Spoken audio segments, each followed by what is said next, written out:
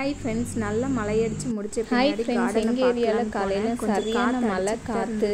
மழை முடிஞ்சுன்னு கார்டன் பக்கம் போய் பார்த்தா எல்லா தக்காளி செடியும் கீழே விழுந்துருச்சுங்க. எல்லாம் சின்ன சின்ன பூ காயோட கிடக்கு. எனக்கு பார்க்கவே கஷ்டமா இருந்தது. என்ன பண்ணுறது அப்படின்னு பார்த்தா கொஞ்சம் தான் எங்கிட்ட சப்போர்ட் வைக்கிறதுக்கு சின்ன சின்ன மூங்கில் குச்சி பைப்பு இருந்தது. ஒரு வாரமாக உங்ககிட்ட இந்த மாதிரி பைப் நிறையா இருந்தாலும் மூங்கில் குச்சி இருந்தாலும் நம்ம சப்போர்ட்டுக்கு வந்து வச்சு கட்டிக்கலாம்.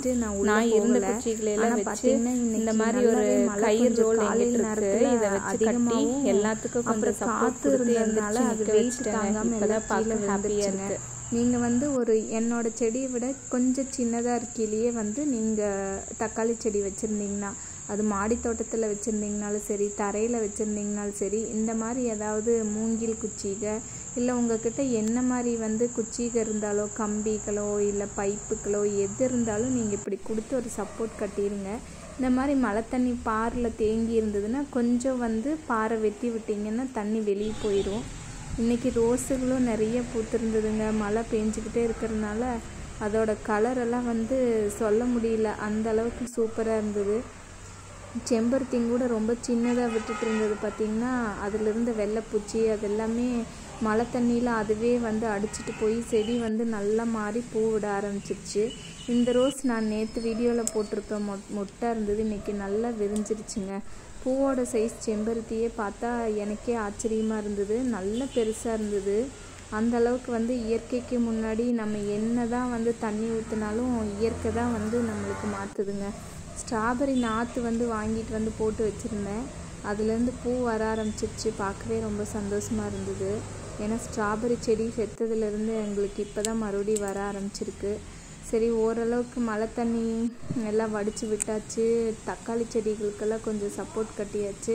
இருக்கிற ரோஸ் எல்லாம் பறிச்சிக்கலாம் அப்படின்னு சொல்லிட்டு சேத்துக்குள்ளேயே போய் தான் கொஞ்சம் பொறிக்கிற மாதிரி ஆகிப்போச்சுங்க. இங்கே பார்த்திங்கன்னா சங்குப்பூவும் நிறைய விட்டுருந்தது. அது நல்லா மழையில் நனைஞ்சதுனால பூவெல்லாம் அப்படியே ஒட்டிட்ட மாதிரி தான் இருந்தது. சாயந்தரம் வரைக்கும் விட்டோம்னா கண்டிப்பாக ஒரு மாதிரி அழுகி போயிடும். ஏன்னா ஏற்கனவே அது மழையில் நல்லா நனைஞ்சிருச்சுன்ட்டு கையிலேயே எல்லாம் சேர்த்து பறிச்சாச்சு. எந்த ட்ரே கூட எடுத்துகிட்டு வரல. மழை நின்றுன்னே செடிகள்லாம் எப்படி இருக்குதுன்னு பார்க்கலாம் அப்படிங்கிறதுனால ஃபஸ்ட்டு அதை தான் பார்க்க நான் வந்தேன். ஒரு கை நிறையா சங்குப்பூ கிடச்சிருச்சு. அப்புறம் பார்த்திங்கன்னா இந்த பக்கம் பாரில் இருக்கிற தண்ணியெல்லாம் கொஞ்சம் ஓரளவுக்கு வற்றிருச்சு. இது நேற்று விட்ட ஒரு ரோஸு. நிறைய பேர் இது டேபிள் ரோஸான்னு கேட்டாங்க. இது ஒரு ரோஸோட வெரைட்டி தான். பாருங்கள், டேபிள் ரோஸ் மாதிரியே இருக்கும். கார்டன்லேயே பொறிச்சு அழகாக போட்டு விட்டுட்டு பார்த்தாலுமே காற்று ரொம்ப அதிகமாக தான் இருந்தது. சப்போர்ட்டெல்லாம் கட்டி விட்ட பின்னாடி தான் எனக்கு கொஞ்சம் ஓகேவாக இருந்தது. சாஞ்சிட்டு இருந்தப்போ எல்லாமே பார்த்திங்கன்னா பூ உதிர்ந்துரும். நம்ம இந்த மாதிரி விட்டுட்டோம் அப்படின்னா பூ உதிர்ந்துரும். அதனால் கண்டிப்பாக நம்ம இதுக்கு மாதிரி பண்ணாமல் சப்போர்ட் கொடுத்துருங்க. கொஞ்சம் முன்னாடியே கொடுத்துருங்க. நான் விட்ட மாதிரி விட வேண்டாம்.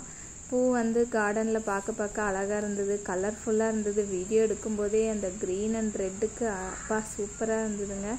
இங்கேயும் நிறைய கீரை தானாக வந்திருக்கு. ஒரே ஒரு லில்லி சாமிக்கு வச்சிடலாம் அப்படின்னு சொல்லி பொறிச்சிட்டேன். சைஸ் என்னமோ கொஞ்சம் சின்னதான மாதிரி தான் இருந்தது. காலையில் பொறிச்ச மொட்டு ஜாதி மல்லி, விரிஞ்ச பூ, ரோஸுக, செம்பருத்தி எல்லாம் சாமிக்கு போடுறதுக்காக எடுத்து வச்சுட்டேங்க. பார்க்கலாம் அடுத்த வீடியோவில். சப்ஸ்கிரைப்.